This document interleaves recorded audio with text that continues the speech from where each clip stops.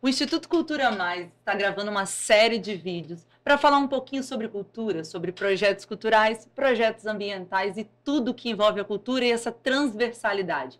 Hoje nós temos uma pessoa maravilhosa aqui, que é a Ana Paula, que veio falar um pouquinho do projeto de afrodescendência, de afro-referência aqui na cidade de Linhares. Ana Paula, é um prazer ter você aqui no nosso podcast. É um dos nossos primeiros vídeos para falar sobre a temática. E eu queria que você se apresentasse, Ana Paula, para a gente. Gente, que responsabilidade, meu Deus. Então, eu me chamo Ana Paula, né, como a Nájila já disse. Eu sou natural de São Mateus, já estou em Linhares há uns 18 anos, morando em Linhares. E temos um projeto que se chama Negro Sou. O nosso objetivo é trabalhar a autoaceitação e empoderamento de pessoas negras. Esse projeto eu já desenvolvo há mais de 5 anos. Inicialmente, esse projeto ele se desenrola dentro do âmbito escolar, mas temos várias ações em algumas instituições também. A gente está expandindo, né, para atender a outros setores, setor privado e por aí. Então, Negro Sou crescendo, né? Há uns 5 anos de batalha e a gente tem desenvolvido várias ações. Claro que com parcerias, né? Ana Paula, o que você acha hoje sobre a cultura afrodescendente? O que envolve a cultura afro hoje aqui na nossa cidade, no nosso território? Beber uma aguinha, gente, peraí. Para responder isso não é fácil, gente. Não é fácil. Então, a nossa cidade é uma cidade em que você tem um percentual gigantesco de pessoas negras, né? Sim. A gente falar do nosso bairro Interlagos ali, que é um bairro em potencial, com a maior população negra que a gente, né, autodeclarada.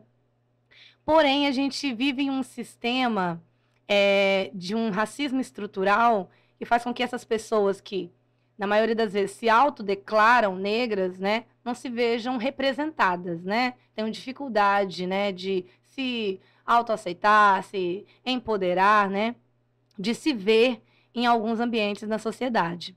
Então, assim, o projeto Negro Sou, ele trabalha através de rodas de conversa, de oficinas, né? E de projetos também de empoderamento, tentando fazer com que esse percentual de pessoas que não se veem nos espaços consigam, né, se ver, né, consigam se sentir empoderados, consigam se ver participativos.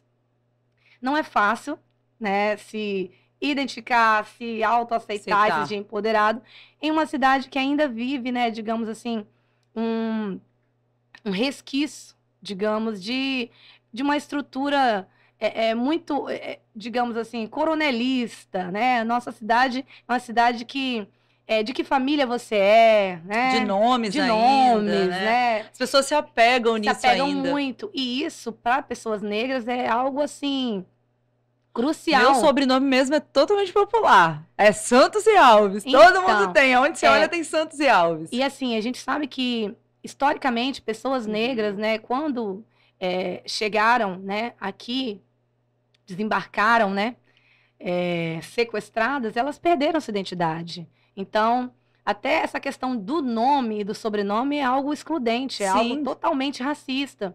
Então, assim, fulano é dos Santos, né, da família Santos. Né, fulana, então esses sobrenomes até porque portugueses, isso não serve mais né, como referência hoje, não, assim. gente, isso não existe mais, então... E até quanto isso pode, por exemplo, machucar um adolescente numa conversa, numa roda de conversa, até quando isso... Você trabalha isso dentro da escola, né? Sim. Porque a gente trabalha com conscientização, não obrigação. Apesar que a gente hoje tem leis que defendem, né, todas essas pautas. Mas a gente prefere trabalhar com a conscientização com ações culturais. Até porque a gente insere a cultura de uma forma mais dinâmica, acessível, e que também a gente não precisa agir com lei. Você acha que as leis hoje são importantes para garantir esse direito de poder ir e vir, de ser preto, de falar sobre a cultura, de viver a religião de raiz, de matriz africana? Você acha que é necessário ter que agir com lei? Com certeza. Acredito que eu não estaria aqui se não fosse por força de lei. Sim. O espaço que eu ocupo hoje, eu tenho convicção que ele é garantido por lei. Eu sou profissional da educação por garantia de lei. Sim. Né? Eu sou uma mulher que empreende por força de lei, eu trabalho a cultura por força de lei, eu sobrevivo por força de lei. né? Um país que fundamentava leis, né, para nos subjugar, para nos desumanizar, hoje nós temos leis para garantir a nossa existência. Então, assim, digamos assim, é um processo que a gente precisa crescer muito ainda, principalmente no âmbito escolar, mas é a única coisa que nós temos. Sim, que é a educação. Que é a educação. Então, assim, a implementação da Lei 10.639, ela completa 20 anos, 20, né, 20... É de 2013, nós estamos em 2023. Então, assim, você tem 20 anos de uma lei e a gente ainda precisa estar falando com os profissionais da importância deles trabalharem a pauta racial dentro da escola. Até porque nem todos estão letrados para trabalhar com a temática. Mas é um retardo de 20 anos. 20 anos. E aí, hoje você tem visto esses movimentos porque o Ministério Público está cobrando. Cadê as evidências daquilo que está sendo implementado nessa escola? Sim. Então, assim... A lei é o nosso ponto de partida. Porque se eu tenho uma lei, eu tenho que cobrar. Ela está sendo aplicada e a gente trabalha com os estudantes nessa perspectiva de que eles conheçam que existe uma lei, que eles cobrem que ela seja aplicada, né, da forma correta dentro do ambiente escolar. Porque eu vejo que o grande tabu hoje é de ter uma lei em defesa da população negra, de ter cotas para a população negra. Então, eu vejo que o que incomoda para o resto da população, que não luta, não levanta as bandeiras, é que existam leis que defendam tais causas e outras não. Eu vejo que há esse radicalismo nesse pensamento. É por isso que eu sempre pergunto, né, dessa questão da legislação, mas a gente prefere trabalhar com a conscientização que é mais real para a gente que é professor, educador social, arte educador, educar e conscientizar, para não precisar usar a força de lei. É basicamente isso que acontece no Negro Soul? Isso. Olha só, a gente tenta agir com, digamos assim, com esse direcionamento. Porém, tem situações que a gente realmente vai ter que se apegar à força da lei. Chega um determinado tempo em que não dá para se resolver com conversa. E a gente também tem que conscientizar, né, todos os negrescos, né, que eles podem se apropriar, sim. Eu acho lindo esse nome, negrescos. Quem faz parte da Negro Soul se chama negresco, gente. Independente da autodeclaração, tá? Isso aí. Então, assim, não adianta, às vezes, as falas, né, a conscientização, ela não chega. E se as pessoas, elas têm dificuldade em entender a lei, a gente vai fazer com que elas percebam e elas entendam que é uma necessidade. O que aconteceu é o seguinte, nós vivemos uma sociedade em que nos negou. Então, se uma existência ela foi negada, então todo o processo de injustiças que nos foram, né, infringidos, eles também foram negados. Então, as pessoas ainda vivem num fantástico mundo de Bob achando que é conversinha, que não aconteceu, que não é bem assim. Mesmo tendo aí todas as evidências nos jornais, nos vídeos. Vai lá na internet, pesquisa, que você vai ver que que aproximadamente uns 200 anos ainda existiam países em que crianças e pessoas negras, né, eram expostas dentro de jaulas. Isso existiu, ninguém está inventando, tem registros disso. Falar nisso, até vi essa semana algo voltado para um médico, né, que usou de alguns artifícios. Diz que existe um racismo agora de diversão. Você sabia disso, Ana Paula? Racismo recreativo. Recreativo? Isso, já tem um tempinho que existe o racismo recreativo. Que coisa, né? sinistra, é só a nomenclatura que está na moda. Encarcerar as pessoas e achar que isso é normal, que isso é engraçado e é hilário, né? E é piada, que é divertido. Né? Que é divertido. E então isso existe da forma mais cruel. E também existe daquela forma mais branda. Mais velada. A velada, às vezes, acontece o seguinte, numa rede social, com aqueles gifs, os memes, né? Pega a imagem de uma pessoa negra, às vezes uma pessoa preta retinta, né? E aí faz deforma aquela imagem, né? É a questão dos estereótipos, coloca os lábios bem grossos e tal, bem exagerados. E aí a galera compartilha no grupo da família, acha engraçado quando tem uma piadinha. Isso também é um racismo recreativo, né? E pega a foto de uma pessoa, né? Que ela acha que essa pessoa é feia ou bonita, não sei. Faz cria a comparação, ali esses né, tipos de estereotipos. Esses aspectos aí também, né, configuram como racismo recreativo. Esses são os mais simples. Você falou de tons. Aí, se a gente for olhar a cor de pele, Se a gente for analisar, por exemplo, quando tem uma banca de uma universidade federal, você falou de pessoa retinta, como que fica essa análise para a pessoa que não entende, que não é letrada? Como que a gente entende? Essa é uma situação mais complexa ainda. Vou beber água. Porque, na verdade, eu passei com uma situação com a minha irmã na universidade pública. Então, isso é real. E a pessoa sai de lá anestesiada sem saber realmente o que ela é realmente, que ela se perde no meio do caminho de tanta pergunta. É claro, às vezes a gente tem que provar as coisas, né? Tudo a gente hoje em dia tem que ter foto, tem que ter vídeo, tem que ter essa segurança, tem que ter a autodeclaração. A pessoa que passa numa bateria, vamos dizer, de 8 pessoas te analisando, seus lábios, seus olhos, sua boca, seu cabelo, como que fica isso? Pois é, apesar de nós termos o avanço de ter uma lei que garanta o acesso através de cotas, né, para pessoas negras, quilombolas, os indígenas, a gente ainda tem uma dificuldade na formação dessa banca examinadora. Quem são essas pessoas? Qual é a situação em que uma pessoa é classificada para fazer parte dessa banca? Sim. Qual a propriedade que essa pessoa tem para fazer esse tipo de análise? Ela tem conhecimento histórico de todo o processo de formação do povo brasileiro, né? Então, nós falamos de afro-brasileiros. Então, nós temos uma miscigenação que não é algo que nós possamos nos vangloriar, mas ela existe. Né? A gente sabe como se deu esse processo, né? Que foi por conta de estupros e tal, mas ele existe. Nós temos uma pluralidade de características que nos formam.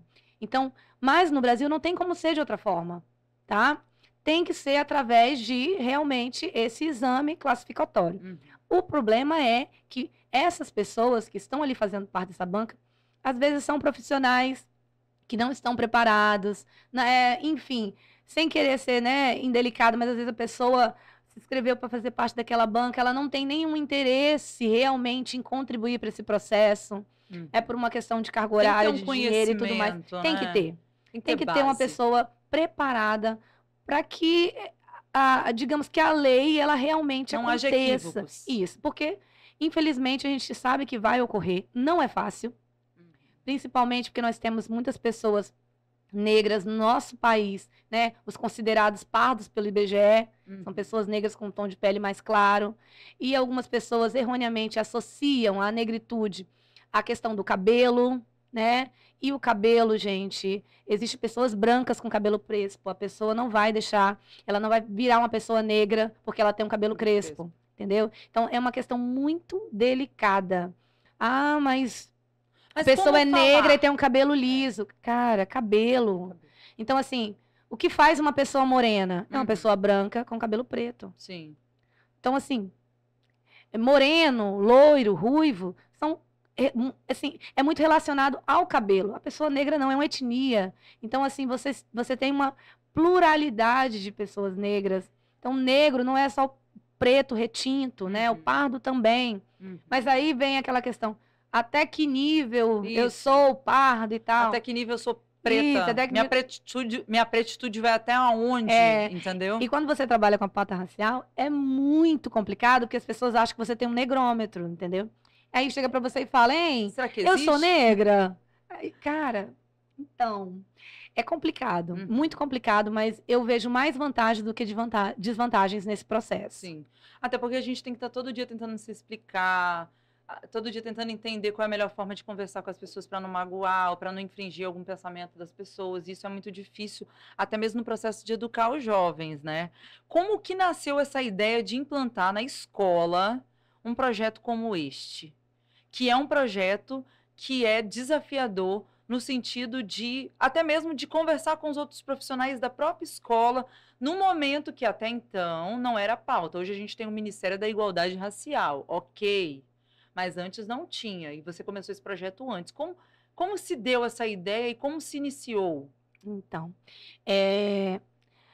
Negro Sou é algo que reverbera dentro de mim, né? Eu sempre gostei muito de evidenciar minha negritude, né? Eu sou de São Mateus e ser negra, pelo menos, não digo para todas as pessoas lá, gente, eu falo por mim, né? Pela minha vivência. Então, ser negra nunca foi uma questão em São Mateus. Eu me via, né? Era normal. Muito comum. Então, apesar de naquela época, alisar o cabelo, né, e tudo mais. Eu tive um problema de aceitação com o meu cabelo muito grande, mas eu usava o cabelo liso e turbante. E é maravilhosa para trabalhar, para escola e tal. Essas questões começaram a ficar mais evidentes comigo quando eu vim para Linhares. Quando eu comecei a vir a Linhares, né, começou a se evidenciar mais essas questões. Negro Soul nasceu em uma escola da rede estadual, em 2018. Como a maioria das escolas, né, a escola fazia um movimento em novembro e nós estávamos nos preparando no início do terceiro trimestre para um projeto que culminaria no dia 20 de novembro. E aí, nessa mobilização, eu sempre gostei, apesar de ser formada em língua portuguesa, né, eu sempre foquei em trabalhar com a pauta racial e eu me preparei para evidenciar com os meus estudantes um teatro. E nós íamos fazer uma dramatização de um livro, o nome do livro é Tatuagem, um livro muito legal. E eles, eu não queria que fosse algo mais expansivo e tal. Sim. E nessa escola, algumas colegas já tinham uma proposta, o professor ia fazer uma outra coisa, tal. E aí, conversando com uma amiga, nós pensamos, né? Vamos fazer um desfile, Paula, vamos fazer um desfile? Vamos fazer um desfile. Um desfile da beleza negra? Ai, vamos sim. E conversando sobre alguns aspectos da culminância do projeto, perto da secretaria da escola, fomos surpreendidas por uma fala do secretário, né? Que disse assim, vocês estão querendo fazer um movimento de negro aqui? Vão militar aí? Pelo amor de... Não, mas peraí, como assim, gente? Não tem nenhum negro nessa escola. E a escola, né, fica no bairro Araçá, ali é uma escola que 90% dos estudantes são negros de pele retinta. E aí eu olhei pra ele, falei, você tá de piada, para. Ele falou assim, não, eu tô falando pra você, eu tenho como provar. É porque ninguém se autoconsiderava. Nas fichas de matrícula, nenhum estudante era autodeclarado negro. Como é ensino fundamental e o pai que assina, nenhum pai declarava o filho negro. Colocava que era amarelo, que aí amarelo seriam os asiáticos, fase, tá? Mas não dizia que era negro. Na minha primeira identidade. Eu peguei essa fase da minha primeira identidade. Eu era parda até um tempo atrás. Não tem negro nessa escola. E aquilo mexeu muito comigo. Chamei a menina, nós fomos em todas as salas. Aí veio a militância, ferveu, né? Em todas as salas. Tem os prós e os contras, né? Falei, como que vocês fazem uma coisa dessa?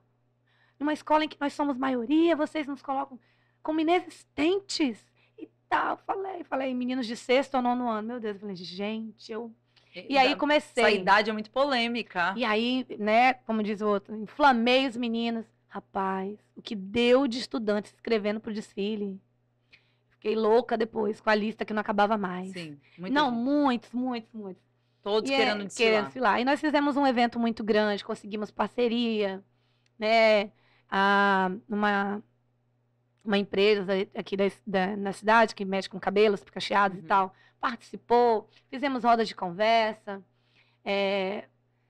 ficou uma coisa mais linda. Só que o nome do projeto era Movimento Negro, né? Que a escola já fazia.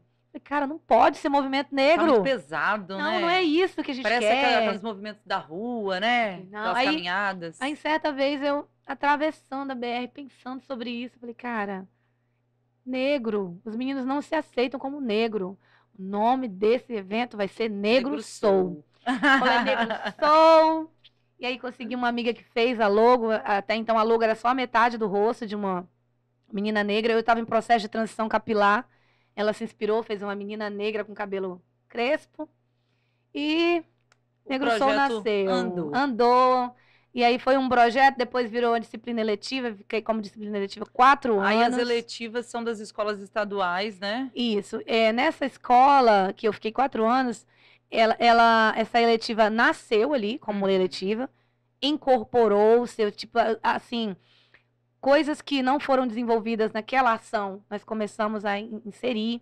A questão de trabalhar a ancestralidade dos meninos, trazer profissionais que tinham propriedade para falar sobre o processo de eugenia. Trouxemos a comunidade remanescentes quilombola de Degredo. E aí o intuito era, os estudantes que não se declararam negros no início, a gente no final do ano ver se houve uma mudança. E a gente conseguiu ver, nós não tínhamos vaga, né? Assim, o limite era era normalmente 30 estudantes, nós tínhamos 50. Mas fizeram essa ação de mudança lá dos documentos ou não? Foi não, uma fizemos via formulário, tem os formulários. Nossa, eles preencheram. Uma ação pedagógica que realmente refletiu isso. no evento, né? Em 2019, nós fizemos assim. Primeiro, no primeiro encontro de letiva, eles diziam como eles se identificavam, e no final, o preenchimento e a gente consultando a ficha de matrícula. Só que, Ana Paula, eu vejo que você vai além do Negro Soul, né? O Negro Soul, ele começou dentro de uma letiva, dentro da escola, mas eu vejo que você está indo além, porque a gente sente esse apelo e essa falta de representatividade ainda na nossa cidade. Então, quando se tem alguém fazendo esse movimento, as pessoas querem, e elas brigam porque elas querem esse tipo de ação aqui. Até porque há essa necessidade de falar sobre o assunto sem tabu, sem parecer algo pesado.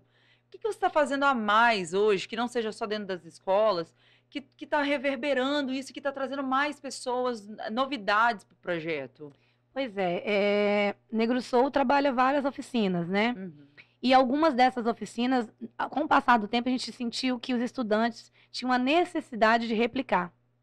Então, nós começamos a receber vários convites para fazer ações de replicação. Ah, entendi. E aí, assim, replicação de oficinas de bonecas da Baiomi, foi assim, aí depois replicações de oficinas de pintura facial. Aí daqui a pouco o pessoal começou a ver o desfile, né? A gente faz um desfile da realeza africana, as escolas pedindo também. Começamos a conhecer também alguns outros projetos, alguns outros movimentos que se interessaram por essa parte, né? Isso, eu trabalho em rede com outros pontinhos, outros projetos, né, que se interessam, né, em fomentar a cultura na cidade, né? E essas parcerias fizeram com que a gente percebesse que Negro Soul não cabe mais só na escola. Né? Não. Enfim, né, menina? Por isso que todo mundo convida, porque é referência, virou a referência, né, nessa temática aqui na cidade. Então, acho que é por isso que todos os convites aparecem. Sim. Eu acho que precisava de uma pessoa para estar de frente desse movimento aqui. A gente fez em parceria o Júlio das Pretas, né? E a gente pretende dar continuidade, porque a gente entende que é necessário falar com as juventudes, falar com as pessoas e trazer as culturas para dentro de um só espaço. Sim. E essas culturas envolvem a afrodescendência, que é a cor, é a música, é a dança, é o tambor. Então, envolve muita coisa. E eu quero te perguntar o que você acha hoje sobre a nossa cultura, mas fazendo uma interferência entre a cultura afrodescendente e a cultura natural aqui do nosso território. Para a gente entender como que aconteceu com a história, como que a gente chegou até aqui e como essa cultura se continua perpetuando aqui na cidade. Olha, como eu falei, eu não sou de Linhares, né? Então, assim, hoje você ganhou o título, não? Agora de cidadania arense? Eu sou uma comendadora, gente, tá? Falar então com já vocês. É arense. Então, assim, a minha percepção cultural, ela é muito enraigada nas questões culturais de São Mateus, ali, Sim, do você trouxe, Porto então, a referência de lá. Isso, essa questão, ela sempre foi muito trabalhada comigo dentro da escola e depois já como adulta. Uhum. Aqui em Linhares, eu percebo que, acredito que de uns anos para cá, acho que uns 3 anos, eu consegui perceber uma mudança nas questões culturais, nessa valorização dos projetos culturais, dos eventos, né? Eu percebi que tem assim, digamos que ele tem ganhado um espaço maior até dentro das escolas, porque logo que eu vim para cá, nunca que eu poderia ver, né? Eu não lembro de ter visto grupos de Congo dentro da escola, sabe?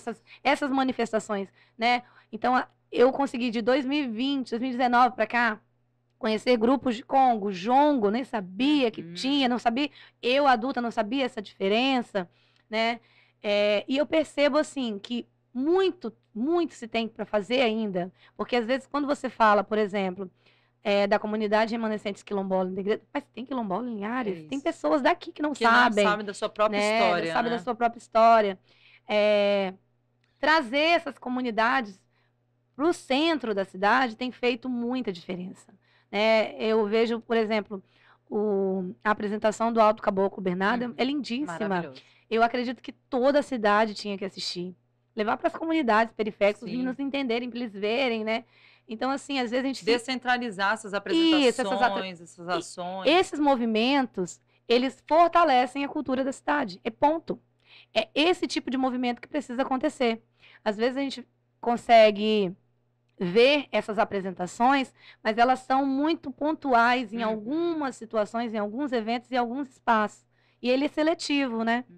Então, levar essa cultura, né, para as periferias mesmo, né? Ou então para o centro, né, para pracinha, para locais, digamos assim, de fácil acesso, para que todas as pessoas, né, independentes, tenham acesso e vejam, né? E apreciem e reconheçam a cultura dela. Você se sente sozinha hoje fazendo esse trabalho? Olha, eu acredito assim que hoje, não tanto quanto ontem, fazendo um paradoxo, assim, sabe? Assim, esse ano foi um ano muito difícil, muito intenso. Tem muitos projetos que eu gostaria de ter desenvolvido, eu me senti, né? Mas, por um outro lado, eu consegui vislumbrar muita coisa que ainda posso fazer. Isso aí. Então, assim, acredito que parcerias como o Instituto Cultura Mais me impulsionaram esse ano para conseguir ver coisas que, gente, Paula, coisas pode que ir mais longe, gente, né? E assim, eu acredito que isso foi muito importante, né? E conseguir vislumbrar o Negro Soul fora da escola, que era uma coisa que sempre me deixou muito amedrontada. Eu sinto. Né? Muito amedrontada, né? De expandir isso, porque você se sente protegida nos muros da escola, porque é um assunto polêmico realmente aqui na nossa cidade. Mas eu acho que a gente tem que ir nadar contra a maré, porque esse é o nosso papel aqui na cidade, de levar essa ideia para todos os cantos. Ana Paula, eu só queria finalizar com você, mas com um pitaquinho de ideias. Eu queria que você me desse ideia para a galera também que vai assistir, do que a gente pode fazer hoje para mostrar a nossa potência, a nossa negritude. Eu estou falando para os meninos e meninas que são pretas e pretos. Como que a gente pode mostrar a nossa referência com as nossas falas, com as nossas ações, nos espaços coletivos? Como que a gente pode mostrar a nossa força, o nosso empoderamento nesses espaços? Nossa, tem uma série de ideias que vocês podem utilizar para estar ali ocupando esses espaços que são nossos, né? Então, a primeira coisa que você tem que fazer é se ver como pessoa negra, ver a potência que você tem, se sentir à vontade de ser quem você é. Não tenha vergonha de expor a sua negritude. O seu cabelo, seu black, solte, use tudo aqui. Muitas, olha, isso aí, muitas pessoas, né, derramaram o sangue delas para a gente ter a possibilidade que a gente tem hoje, de você poder transitar pelo tipo de fibra capilar que te for agradável, o que você quiser fazer com o seu cabelo, para você usar a roupa que você sentir confortável à vontade, né, para você referenciar aquela ancestralidade que nos foi negada. Então, assim, ocupar esses espaços. Tem algumas ideias para o Negro Soul de 2024 que podem potencializar isso aí, tá? Principalmente quando se trata de cabelo, que ainda é um tabu muito grande para a mulher e para o homem, né, preto. Então, tem algumas ideias aí surgindo. E eu acho, assim, que a primeira coisa que você precisa fazer é ter coragem de se mostrar. É isso. Tá? Tenha coragem de se mostrar, de aparecer e de participar. Às vezes tem pequenos movimentos e as pessoas, eu não vou, tô com medo. Vá, participe, conheça, veja como funciona. É muito bom estar perto de pessoas que você consiga se ver inspirada, que você se sente parte delas. É um sentimento que eu tenho certeza que vocês não vão esquecer. É plantar a semente para que novas pessoas também se empoderem, entenda da história, entenda da ancestralidade, leve a ideia para onde for, seja aqui, seja fora do país, em qualquer lugar. O foco do Negro Soul é ações de replicabilidade. Não adianta trabalhar a história, a cultura, o empoderamento e a autoaceitação e ficar para você. A ideia é replicar. Replicar. Ana, eu só tenho a agradecer a sua participação. A gente vai ter mais momentos. Esse foi um pouco rápido, porque a Ana não para. Ela dá aula, ela está no podcast, ela está fazendo evento. É menino, é casa. A mulher preta tem todas essas tarefas, né? De dar conta de tudo e ser uma mulher muito forte, que é o que a Ana Paula é. forte, força. Muito obrigada, minha querida amiga. Eu que agradeço. E espero para mais encontros e nós temos muitos processos ainda juntos para finalizar. Se Deus quiser, tô aqui. Cultura Pode Mais com Ana Paula. Ai, que lindo!